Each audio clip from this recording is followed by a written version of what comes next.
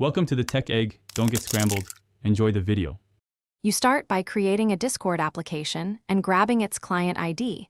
This is the unique key that links your presence to Discord. Once done, upload image assets and set their names exactly because the presence references those keys.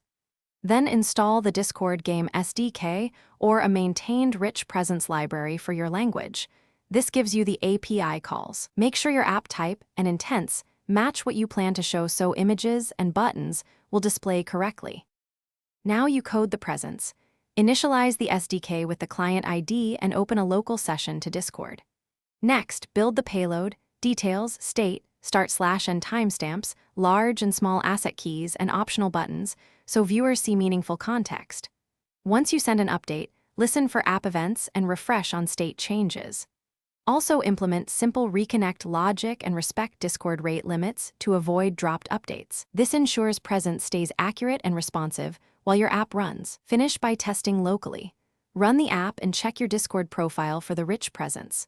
Once verified, package the executable with the client ID and bundle any required runtime so it works on target machines.